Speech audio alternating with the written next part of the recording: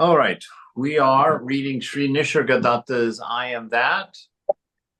And there's a lecture that it's 2 p.m. on Saturday. I'll be giving a class at the center.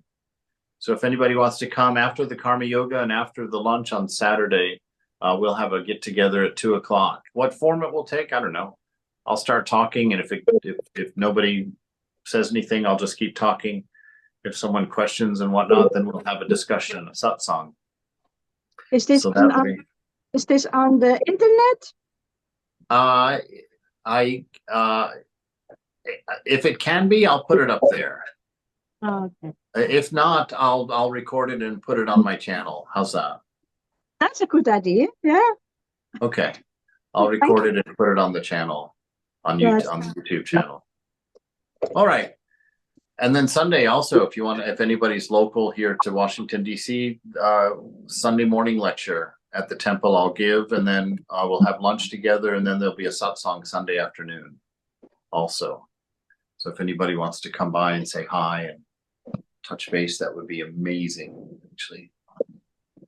All right, so we are in Sri Nisargadatta's I Am That. And just a reminder for anybody new, who is Sri Nisargadatta? He's a sadhu from Bombay, India, rumored to be enlightened. And this book that we're reading is a series of questions and answers from his students about enlightenment, about knowing the divine, about knowing ourselves, about finding out how to be in the moment, how to be what we really are. And they've been talking about the nature of the universe well, of course, that's what they would be talking about. But the questioner is really wondering how the enlightened universe, big quotes around that, can be so different. And is it different? Is it other than the universe that we live in? Because he quite hasn't gotten the understanding that we all carry our own bubble of a universe with us that is unreal. Because it's just a misinterpretation or a misunderstanding of the nature of the unified universe that we live in. And so they've been asking these questions, and he has made a distinction between his universe and the universe that Sri Nisargadatta lives in, because Sri Nisargadatta says that in his universe, nothing happens, and that it is a continual flow of perfection. And the questioner then is saying, well, that's not my universe. My universe is always improving, but it's definitely not perfect. And there is lots of change and lots of going on. And Maharaj, the last thing we read, Maharaj said to him, well, your personal universe does not exist by itself, right? Because your personal universe is based on your wrong seeing, or your ignorance of the moment, not being able to see the moment clearly, because you're viewing it from the perspective of ego, which is compiled completely from the past. And so it can't really see the present moment because it's built from, its components are all of the past. So what it looks at is, when it looks at the present moment, it has a lens over its eyes, the lens of egoism. So we cannot see the moment as it is. We can only see the moment as we think it is. And so that's why he says your personal universe does not exist by itself. It requires your ignorance in order to exist. How's that for a lovely notion? That your ignorance is the only thing that keeps your world, as you see it, existing. He says, your personal universe does not exist by itself. It is merely a limited and distorted view of the real. It is not the universe that needs improving, but your way of looking, right? So the universe changes. This is such an amazing reality, because we think the universe is one way and that we're subject to it. We see ourselves in the universe, right? We are a component of universe. But the seer knows that that the self is the container of the universe, that we are not in the universe, but the universe is in us. And so that's one major difference they see, right? Plus they see the universe as unchanging. It's a constant manifestation of an unchanging divine principle, Satchitananda. right? And so they have come to the vantage point of that stillness. And from that stillness, they see only the moment, because they have let go of the concept of past and the concept of future, which has set them free from a world of cause and effect, and a world of time. So they literally sit in the experience of no time, or the experience of eternity.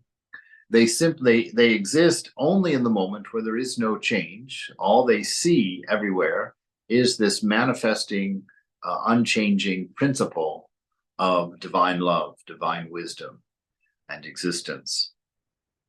And so he says that our way of seeing this current universe, because we're sitting, the way it kind of settles in the mind, or the way that I've made sense of it in the mind, is that we're literally sitting on our ego, which is composed entirely of our past. And from that position, we're looking at the present moment. And we're trying to be present, to be in the moment. But in order to be in the moment, you have to be ego-free, which Thakur says is extremely difficult to do. He said very, very few people are able to do it. So basically, we do the best we can, and divine grace will cover the difference. So we just go forward. And the closer you get, the more apparent these truths that literally seem fictional from when we first start out in spiritual life. We read these things and like, what in the world are you talking about? Throwing mountains in the ocean, and seeing God everywhere, and knowing that you and the person next to you are the same person. All that's, you are not the doer. All these fanciful things that you hear when you enter into spiritual life. And unfortunately, most of us don't really actually think them out and surrender to them to the point of experiencing them. Most of us create a religion of the mind, where we hear those things and we intellectualize them. We intellectualize these truths into a wonderful philosophy that's beautiful. But unfortunately, if you keep your religion as a philosophy within your mind, that actually adds to your egoism, because you become proud of this beautiful philosophy that you're a part of, and all of these answers without experiencing them, without them being apparent within your own perception of the universe, with your own perception of the self. And so, the antidote to that, or the antidote that I'm trying to employ for myself, that I've picked up from many different sources, many teachers, but Thakur in particular, is to not just accept these words. Like when Thakur says, you are the doer, you are not the doer. I take the example of Swami Vivekananda. He wouldn't accept something until he had seen the truth of it himself. Right? Even with Ramakrishna, he wouldn't accept Ramakrishna without testing him and watching him very carefully, and discerning about what he said. He wouldn't just believe something because Ramakrishna said it, and he said, those who do, that's a worthless kind of knowledge. You have to investigate. You have to make this your own. It has to become part of your view of your life and your world. So if someone says you're not the doer, and you can only barely conceive of that being true as a philosophical idea, you need to sit with that. You need to sit with that and start observing your inner world, your inner experience of self, until that becomes apparent that you're not the doer. Because these truths are meant to be lived. They're not meant to be understood. They're not meant to fall into a worldview. They're meant to be an experiential truth of the way life actually is. And so if the teacher says you're not the doer and you don't conceive of that, then that's where you practice. That's the thing. You take that, put it in your head, and you start looking at it, and you start observing your experience in the moment of your body mind, until you can see, that there's a truth in this. And you can, and it does in fact start to come apart. Your worldview does begin to change.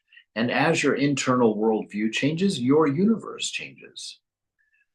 So most of us think that in order to change the world, we have to go out through the world of senses and make changes in order to change that perceived world. But you see, you are the bottleneck. You are that one. That's what when the scripture says, thou art that, that's the ultimate truth. The universe does what you tell it to do. And so when you have a perspective of the universe looks like that for you. And so this is practice, and this is trying to step into the moment.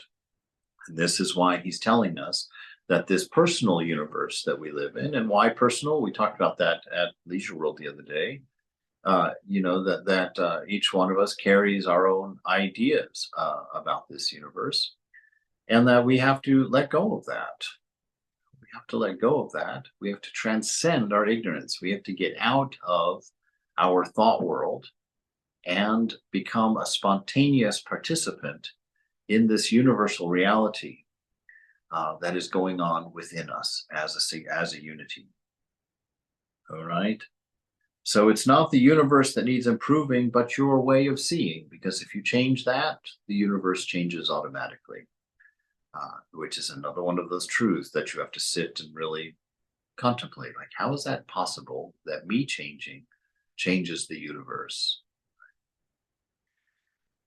So the questioner wants to know, how do you view it? He wants to know, how does an enlightened soul view this universe?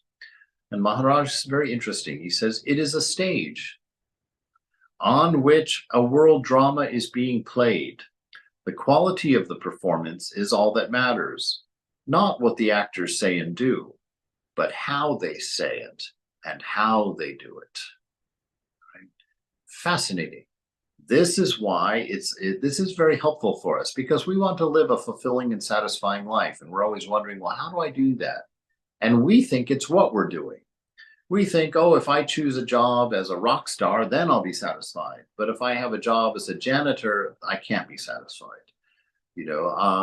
We think, oh, if I have a 3-bedroom house so that I can have my family come stay with me instead of a 1-bedroom house, that's where fulfillment lies. So we always think that life is about what we're doing. That's why we try all these different things. We like to travel. We like to go to shows. We like to fill our world with things that we are doing, because our wrong thinking tells us that a fulfilling life happens based on what you do.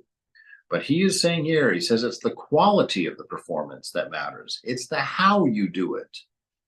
If you are a janitor and you janet, you do your cleaning from love as an offering, that job can be equally fulfilling as, Lady Gaga's job, or as Tom Cruise's job. It's not what you're doing that's going to fulfill you or not fulfill you. It's how you do it.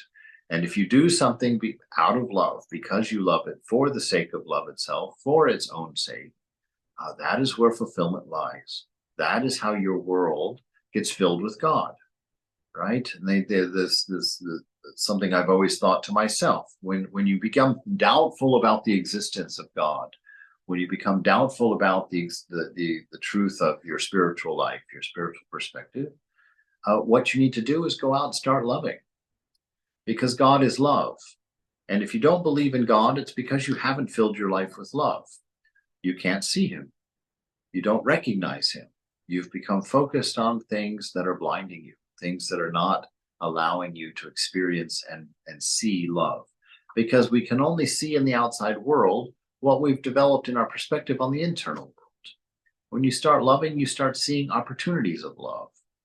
And when you start fulfilling those opportunities of love, then you start feeling more love coming your way in the universe. You become to recognize love. And pretty soon, love is all around you, and that is God, right? So we don't ask if we believe in God, we ask if we believe in love.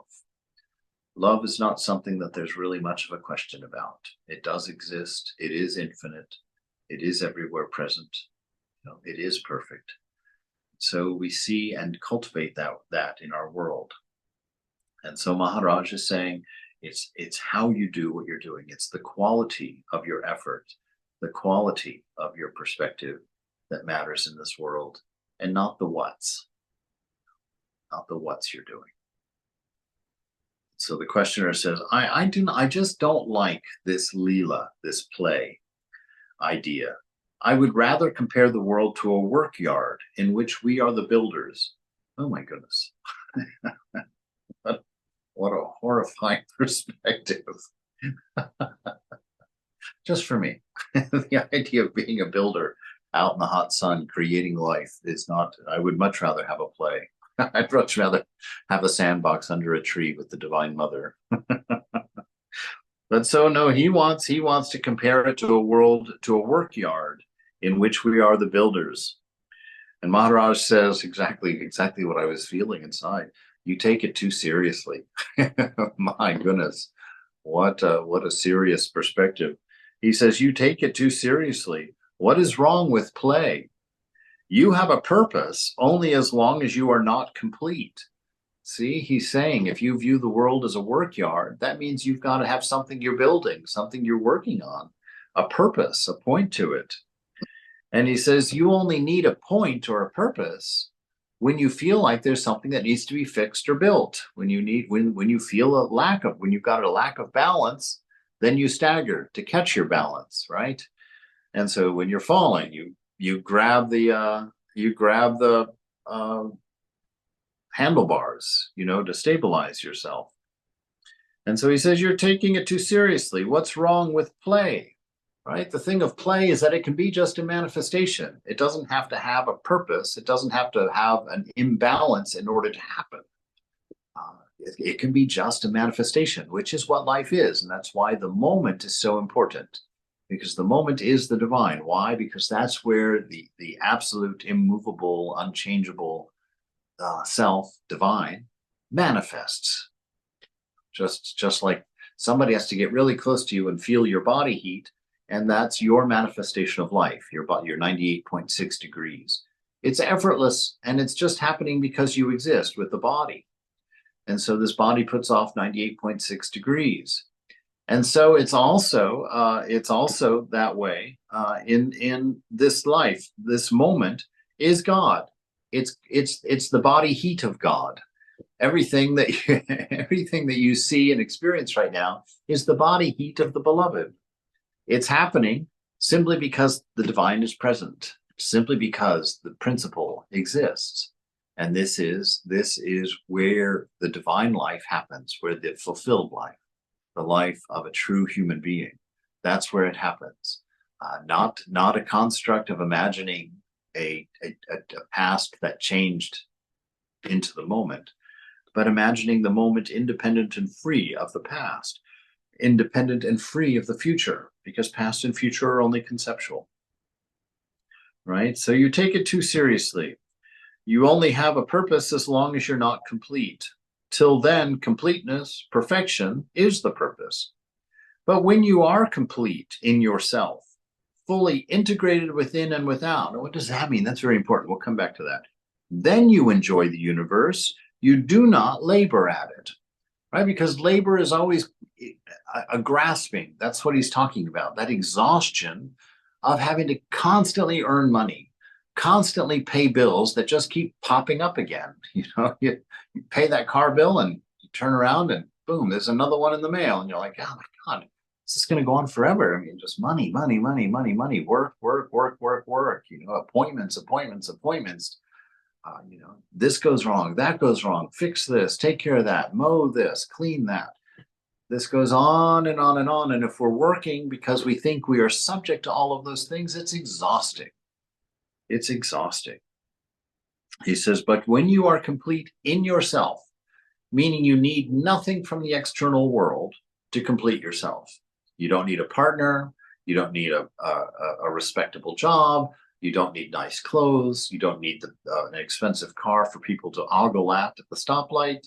You don't need to be dropped off in a Lamborghini at the golf club. These things become meaningless to you. You understand that you can't drop a corpse off in a Lamborghini. So what's the point? Even if they do drop you off, that's all you can do is drop off. You're not going to have much of a golf game. So understand this and stop fooling yourself into defining yourself from the outside in. Good Lord, be free.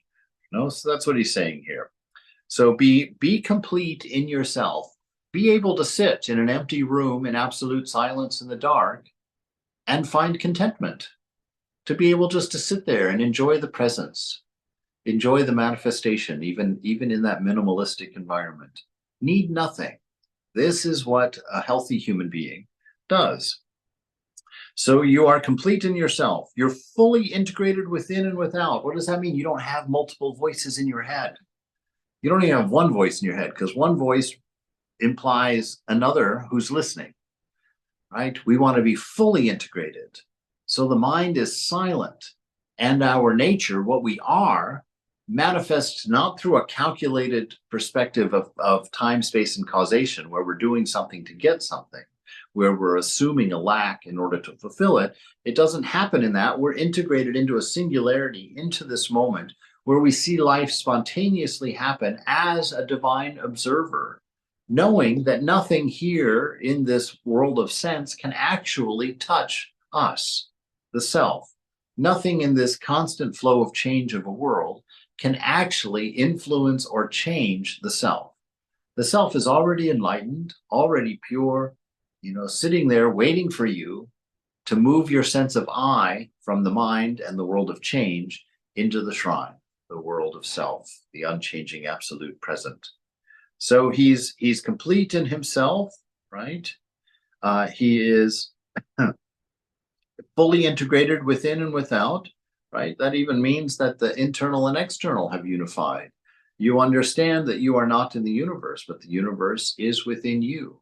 So you understand there is no external at all, that there is only the internal, right? Because you are the container of the universe. Fully integrated within and without. Then you enjoy the universe. Why? Because you are not subject to the universe anymore. The universe, and with all of its conditions and circumstances, are not able to affect you, because you're established within, in the unchanging absolute moment, and you're just seeing the divine everywhere in this world of change. You're seeing all of it as the body heat of the beloved, not as a list of occurrences and things happening with results and whatnot. You're seeing it as a spontaneous manifestation of isness, and you see it clearly. You don't just think it, you just don't know it as a philosophy or principle. If someone asks you about your experience of being, this is what you say. God is everywhere. Just like Thakur, when he saw that untouchable man. The untouchable man entered into his room while he was sitting there, and Thakur spontaneously gets up and does Nashtanga Pranam on the floor in front of this untouchable. And the untouchable man is terrified. He feels like, oh my God, you've just put a whole dump truck of samskaras over my head that I'm going to have to spend the rest of my eternity cleaning up. What have you done to me? Oh, holy man, bowing down to me, the lowest caste. And so he's very concerned, and Thakur stands up and hears the concern, and he says, no, don't worry about that. None of that will happen. That's not true.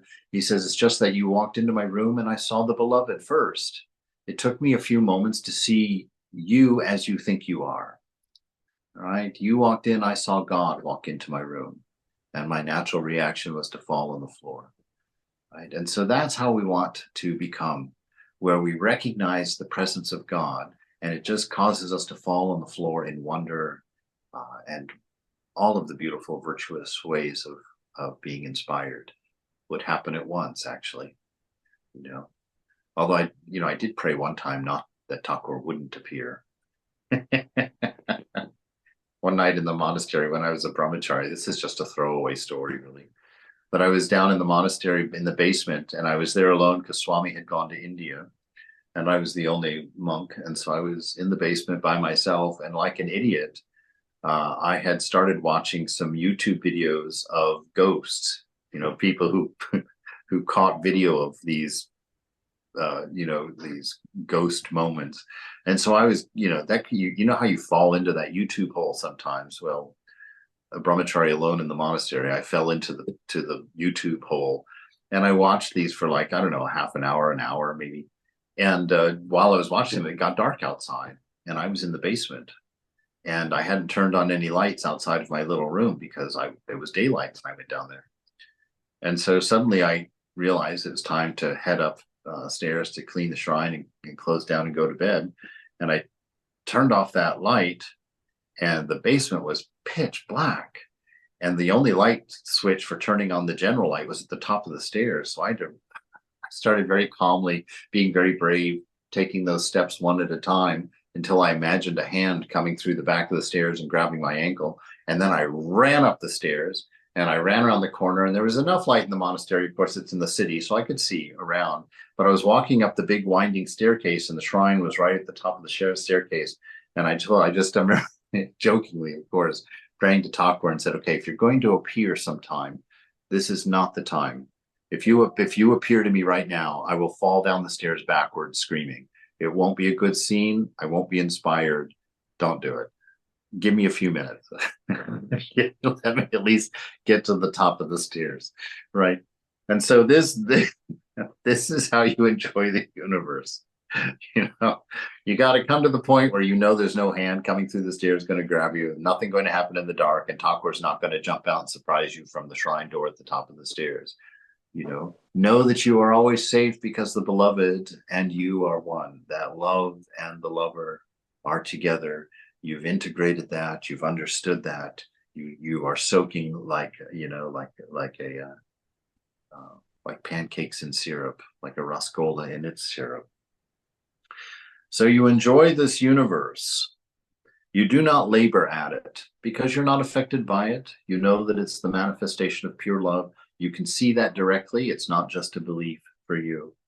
And so you carry through the universe acting out of inspiration, always inspired to movement, not being driven to movement. You know, God should not be behind you with a whip saying, be virtuous, stop being such a booger, behave yourself. You know, if God is behind you, driving you, that's an egoistic existence. That is not the truth. That is not what the moment is. When you see the divine within you, inspiring you to action in what you're experiencing, in what you're seeing, in what's being presented before you, and you then are manifesting that divine principle. What principle? Satchitananda. So that everything you do is coming out of your element of pure bliss, your love.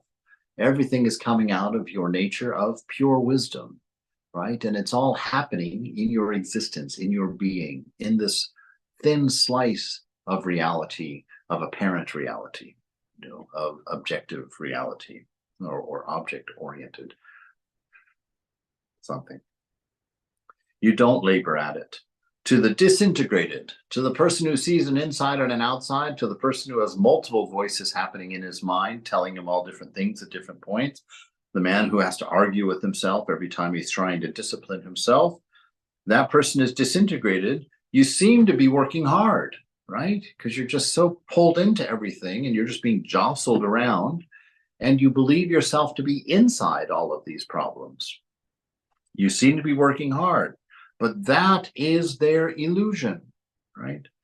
That is egoism.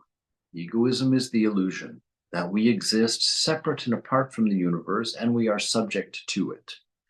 That's ignorance. That's egoism. You know, this integrated self is knowing that the universe is within us, that we are unaffected by circumstance and condition, and life becomes a manifestation, a playing with the manifestation of this divine principle that we are.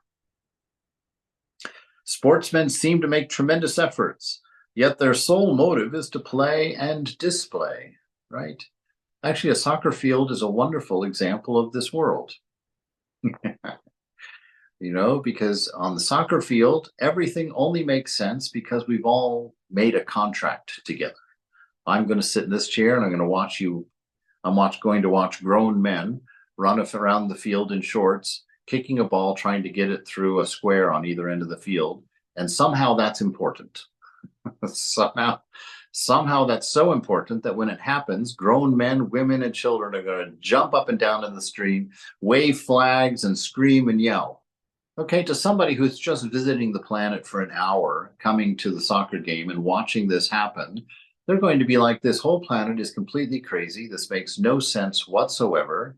What are these grown men running around in little shorts, kicking a ball through a goal at one end of the field? And why are all these people even concerned about it? What is the consequence of a man kicking a ball through a goal? What is the sense of that? You see? But we've all made a contract with each other. We've entered into Maya together. And we've decided it's very important whether that ball goes in that end or that end. That's very important. And the color of the shirt that these boys are wearing with their shorts, that's very important. And we supporting our team from the stands, very important. It's very important we don't get out of our chairs and run into the field.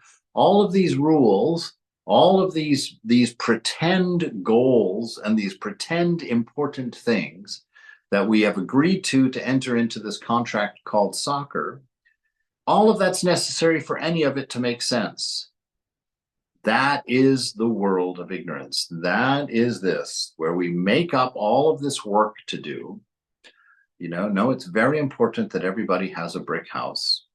No, we can't let anybody put up a box down by the river.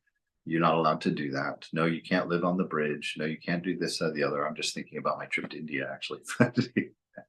All these things. You're not allowed to play the game that way. You have to play the game this way. Yes, that house is vacant, and yes, it's owned by some rich guy that only comes there once a year. But for the other 51 weeks, you're not allowed to live there. You can't have that. It has to stay empty, even though you're sleeping on the street. You see, we make these same rules, not just for soccer games. It's not just the soccer game that's ridiculous. It's the fact that we live in the world where there's plenty of food for everybody to eat, but because of egoism, we don't share it, and it doesn't get distributed to everybody. For whatever reasons we've made up, because they don't have a green piece of paper to give you in exchange for some food. We've come up with this contract of existence that's completely arbitrary, completely made up. We would be welcome to give away anything we want, but we don't. We make sure we get paid for everything. Everybody, there would be enough food, but we don't allow there to be enough food. There's enough houses in the world for everybody to have a place to live. There's enough land for everybody to have a plot to be on. And yet we've created an artificial reality in which there isn't enough, in which some people have a lot, and some people have literally nothing, without any reason for that whatsoever, except our egoism and our attachment to body and mind has put a lens on us that has said that's the best way to do it. Right? So this is how we get caught. Sportsmen seem to make tremendous efforts, but nothing is accomplished. Nothing at all is accomplished. Whether they win that game or lose that game, all of the accomplishments are imaginary because you did something utterly useless. And how much of life in the material world is exactly that? Right? So the questioner says, well, do you mean to say that God is just having fun? That he is engaged in purposeless action? As if that's so hard to believe. Look, you spend your whole night in the dream doing purposeless action the whole time. Nothing at all is being accomplished. But you're deeply engaged in that dream. But when you wake up, you're not surprised that there's no fruit from the dream. You're not surprised that the house you built in the dream isn't out in your backyard. You're not at all concerned that the beautiful person you married in your dream last night is not the one that's in the house cooking breakfast this morning. Because you understand, that was unreal. You see? And so the dream does not affect you because you know of its unreality. So our man here is trying to tell you, my friend, this world is the same. This world is dreamlike. It can't affect you. You're something else. You're not the character in the dream that you think you are. Let go of having to build a castle in the sky. Be free and just let the world be as it is. And you enjoy it. You love it just by manifesting your divine principle. So do you mean to say God's just having fun, that it's all a purposeless action? Maharaj says, God is not only true and good, he is also beautiful. He creates beauty for the joy of it. Right? So it's not a senseless playing. It's a manifestation of a beautiful principle. A principle that's worthy of constant worship, constant inspiration, constant awe. Right? And he does it just for the joy of it. this thought really hit home for me one time. I was looking at the NASA pictures when the Hubble telescope was first put up there into the sky, which I can't even imagine that. But they put the telescope up in the sky, and it took pictures of things that had never been seen before, and they were beautiful. And it struck me how beautiful they were, because I thought to myself, this is the first time any of humanity is getting to see this beauty. And yet this beauty has been there for probably trillions of years. Who knows? Certainly a lot longer than I have. It's just been there unappreciated because God didn't create Rocky Mountain National Park to be appreciated. He didn't hang the beautiful stars in the sky to be appreciated. He did them because they're beautiful. And that's his nature, beautiful, right? And so exactly the same thing for us. Stop polishing your car for others to look at and just polish your car for the sake of beauty, right? Stop cleaning your house because you care what the neighbor has to say about it, and start cleaning your house because of beauty, right? Because it's what you are. It's what you love. It manifests God the easiest, right? So do things for their own sake. Create beauty for the joy of it. And the questioner says, well, beauty's his purpose then. And Maharaj says, why do you insist on purpose? Why? Why do you think everything has to be forced into time-space causation? Why do you introduce a purpose? Purpose implies movement. It implies change. It implies a sense of imperfection. God does not aim at beauty. Whatever he does is beautiful. Would you say that a flower is trying to be beautiful? It is beautiful by its very nature. Similarly, God is perfect, is perfection itself. He's not an effort at perfection. He can't make something that's inherently ugly, right? I've told this story when digital cameras first came out. It was so exciting because I was a brahmachari and I could have a camera that I didn't have to save up in order to process the photos. And even if you had the money to process the photos, you were careful about what pictures you took because you didn't want to waste the expense of a photo, right? And then these electronic cameras came out, and I was so excited because I loved to take pictures, and now I didn't have to afford them. And not only that, I could do all kinds of experiments about taking pictures. I wouldn't have to just take the pictures that I was really certain were what I would call good pictures, whatever that meant. But I remember shortly after that going out and taking a camera on my walk and thinking, I'm going to go out and take pictures of beauty. I'm going to get experimental. And I tell you, if you go out with that purpose and you just start snapping pictures, it gets very difficult because everything is beautiful from a perspective. Everything. You can go out there and look at the mold on the corner of the sidewalk after the recent rain, and it's beautiful. It's always got a wonderful composition. It's got a nice color. It's got a wonderful texture to it. A drain pipe, a broken drain pipe hanging off of its anchor is beautiful. You can see this going to any modern art museum. You go in there and you're like, what in the world? Why did they put a bicycle wheel in the middle of that chair?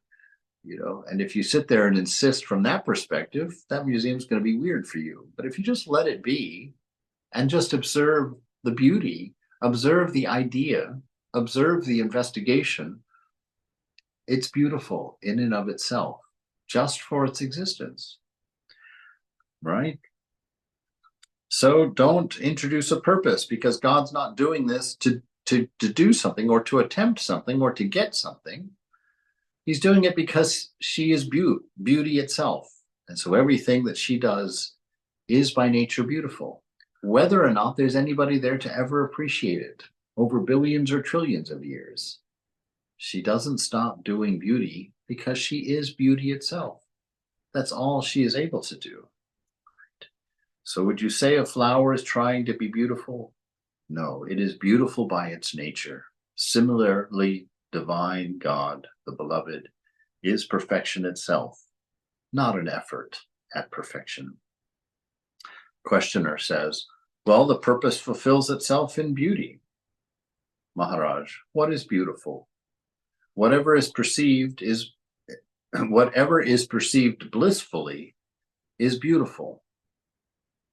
Bliss is the essence of beauty. That's a wonderful notion. And that is your essence, bliss. And so if you can get rid of your egoistic thinking, if you can get rid of your stories about what the past has made you and what the future could potentially give you, if you can abandon that, you can view the world in bliss, because your nature is what's left when you remove all of that interpretation, all of that perspective. Bliss is the essence of beauty. Questioner, you speak of Satchitananda. Oh, indeed. That I am is obvious. That I know is obvious. That I am happy is not at all obvious. Where has my happiness gone? Maharaj, this is very important, everyone. Not like everything else isn't, but this is particularly important. Be aware of your own being. Right? And this is something you think you understand. But if you sit with this and ponder this notion, you'll understand that you haven't understood. Be fully aware of your own being, and you will be in bliss consciously. Right? So if you are actually able to be aware of your own being, bliss is what manifests. Bliss is what you know. It doesn't manifest because of that. It manifests, it is always manifesting, but through that self-awareness, you become aware of this constant song of bliss that has been emanating out of you forever, right? Without change. Be fully aware of your own being, and you will be in bliss consciously. Because you take your mind off yourself and make it dwell on what you are not, you lose your sense of well-being, of being well. So when you stop thinking of the self, the I am, the isness of being, free of story, free of past and future, just purely being in this moment, you become aware of the beauty around you, of the fact that everything is beautiful from a perspective. And when you are no longer attached to an ego, you see all the perspectives simultaneously, so you naturally see beauty everywhere present. You see God everywhere present and always perfect. Because you take your mind off of this self, off of this awareness, this witness that is you, and you make it dwell on what you are not. You place it into the world of thought, into the mind, and you make it subject to conditions and circumstances. You put it in the middle of cause and effect and make it the laborer of creation. Because you do that, you then lose your sense of well-being, because you've defined yourself as conditional and you have found yourself lacking. Otherwise, there would be no motive for doing anything, right? In that context, as an ego self, doing is all important. Thinking is all important, because that's your action and you are defined by your action, by your own choice, by your own delusion. The questioner says, well, there are two paths before us, the path of effort, yoga marga, and the path of ease, bhoga marga. Both lead to the same goal, liberation. Don't take any of that as fact. Maharaj says, well, why do you call bhoga a path? My goodness, how can enjoyment be a path to anything but slavery? He says, why do you call bhoga a path? How can ease bring you perfection? Questioner, well, the perfect renouncer will find reality. The perfect enjoyer will also come to it. Maharaj, how can it be? Aren't they contradictory? They're going two different directions. Your moksha lies from going within to your true nature. Bhoga, enjoyment, lies in going away from your true nature and into the world of the senses, into the world of constant change. Those are contradictory places. You can't, as an enjoyer, you're placing your world, you are subject to your world. You need circumstances and conditions that make you happy, right? That's bondage, because you have placed your happiness into the hands of something outside of yourself.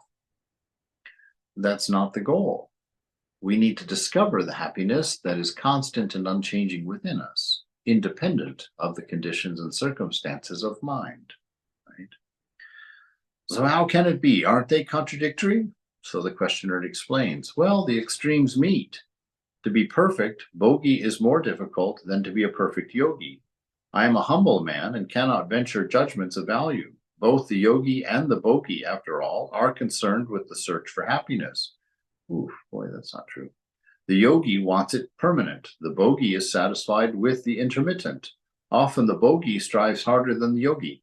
Boy, this guy. This guy. If the bogey was satisfied with intermittent,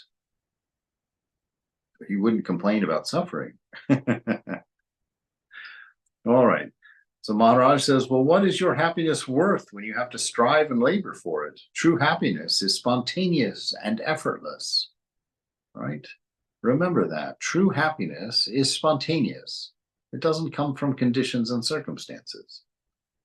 So true happiness is spontaneous and it's effortless, meaning that it's not subject to conditions and circumstances, right? And because you're not able to believe that, and by not able, I mean you're not giving yourself permission to experience that, because you have all kinds of imagined fears about what would happen if you stopped searching, if you stopped working for results, because your entire world is based on causation, right? On results. And it's terrifying to have to admit that you know nothing about the nature of yourself and the world around you, because you've spent and invested so much effort, so much thought, so much money, so much time into your delusion, that to come to a point where you're asked to set it down and walk away from it, you simply can't, because you have invested so much in it. That is why they call it bondage, because you simply can't, because you are invested. You're stuck. Right?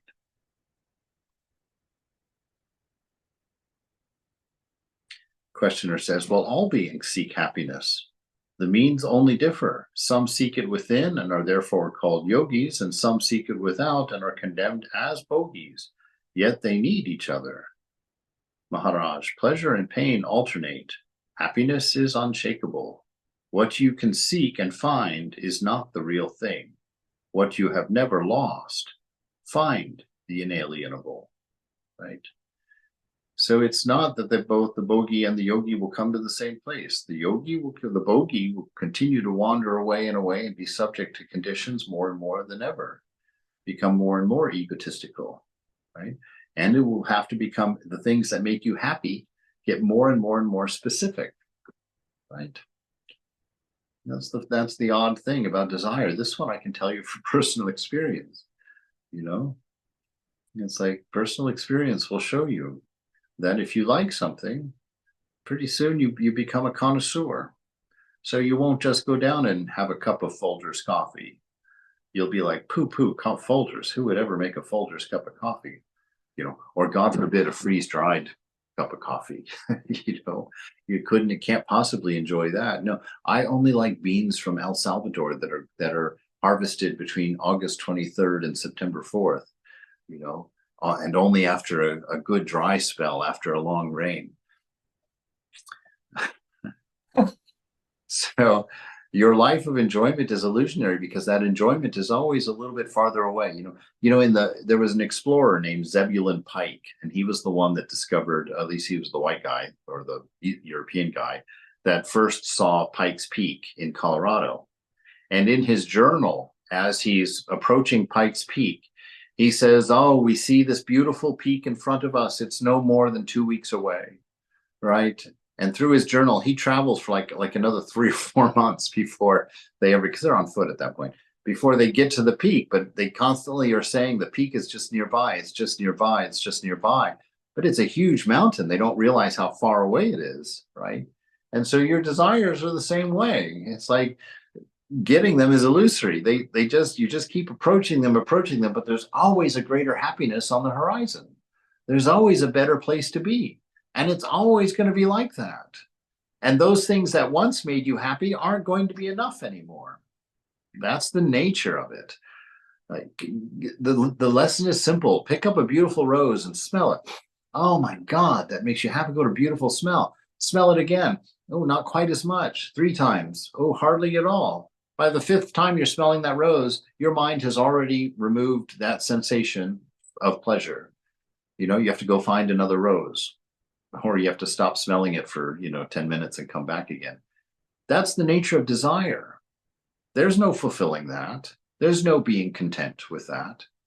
This questioner here has not observed, has not done his discernment. He's not paid attention. He's saying silly things, right? Not silly because he's being sincere, but his points are in the realm of reality are senseless. And that's how we are. If we think that something we're going to do through the manipulation of the material is going to fulfill us, that's silliness. That's just silliness. You haven't discerned. You haven't seen the actual nature of how your mind and body work. That things won't make you happy. They will either, take more and more and more of it, like coffee. I read an article in National Geographic about coffee and caffeine. And they said that when you have your first cup of coffee, you actually do get a rush of bliss, a rush of happiness. But they said it doesn't take your body more than a week to metabolize or to reorient the balance, so that after a week of having a cup of coffee, that cup of coffee will no longer affect you because your body has stopped producing the chemical that the caffeine would induce. Knowing that the caffeine was coming, it wouldn't put its normal level of whatever that hormone is. I don't know what the name of it is. I can't remember. It puts it out normally, and then you have that cup of coffee and it doubles it and you're happy, but the body's like, oh my God, we've got double the amount of dopamine or whatever it is. Stop producing. And the article said that the reason it's the nature of addiction is that after a week, you're going to need 2 cups of coffee to get the same buzz that 1 cup gave you initially. And he said after a few more days, few more weeks, that 2 cups will require 3 cups in order to reach the same plane. That your body is continually adjusting, to accept those raised levels. And so that's the nature of enjoyment. So don't be fooled by this idea. Yes. Sorry, I just wanted to, because it's not just with this, it's also with painkillers. It's with everything. Yeah, it's with because everything. Because with it's with the size of your house. It's with the make of your car. It's with the power of your computer. It's with the color of your walls. It's the size of your poodle. So not just with things, but even for serious patients, it's an issue. Absolutely. No, it's the nature of the material world. There's nothing there. There's nothing there. It's unreal. It's unreal. And so don't get caught in it. The only bliss can be found going within and ceasing the distraction of the change, ceasing the addiction to thinking, and being able to find a stillness and a peace within, right? In the simple bliss that belongs to you by your nature, as that divine principle within you is allowed to emanate itself spontaneously, you become aware of a joy that you've always carried with you. And there's actually that story I tell about the Swami that came to visit, in San Francisco, who told Swami Prabhupada, oh, I have found the secret of desire. And Swami's eyes, I remember his eyebrows going up, oh, please, what is that? And the Swami that said, I can't remember who it was, this was 20 years ago when I was a brahmachari. He said, Maharaj, I have found that when you fulfill a desire, you become happy. And you blame that happiness on fulfilling that desire. You keep it oriented on objects. He said, but I have seen very clearly that when you fulfill a desire For a few moments, you are without desire. And in those few moments that you are without desire, you become aware of your native bliss. You become aware of the joy within you, and you will blame it on the fulfillment of that desire. And within moments, a new desire has already arisen. And so the joy that you felt from fulfilling that desire is no longer apparent to you, because you've already now embarked on the next desire, and that desire itself prevents you from being happy, right? And Sri Nisargadatta actually has made that statement in one of our classes not too terribly long ago. Do you not understand it is your search for happiness itself that prevents you from being happy? Why? Because to search for something, you have to make the assumption you don't have it, right? And that's the problem with our spiritual life. We assume we're not enlightened. So we go searching for something we cannot find. Why can't we find it? Because we are it. And we have employed ourselves with looking for it, right? Instead of just shutting up, sitting, and allowing it, we go searching for something that can't be objectified. You know, it's like trying to shine the flashlight on the flashlight. You can't. The flashlight's the source of light, so you can't shine the flashlight on the flashlight. And so that's what we're doing in spiritual life. We're having to become aware that we are the flashlight. We are our own light. We are our own fulfillment. That the self is not temporary. It doesn't change. It's not subject to conditions and circumstances. And it transcends the body and the mind. Not as an idea, not as a fantasy or a belief, in a way that you will experience at some point. And by doing the work of discernment and self-control and working on removing me and mine from the mind, this will be your discovery. You will find the truth of it, but you won't be able to see it until then. All right? Pleasure and pain alternate. Happiness is unshakable. What you can seek and find is not the real thing. Find what you have never lost. Find the inalienable. Right? And that's where we'll stop for this morning.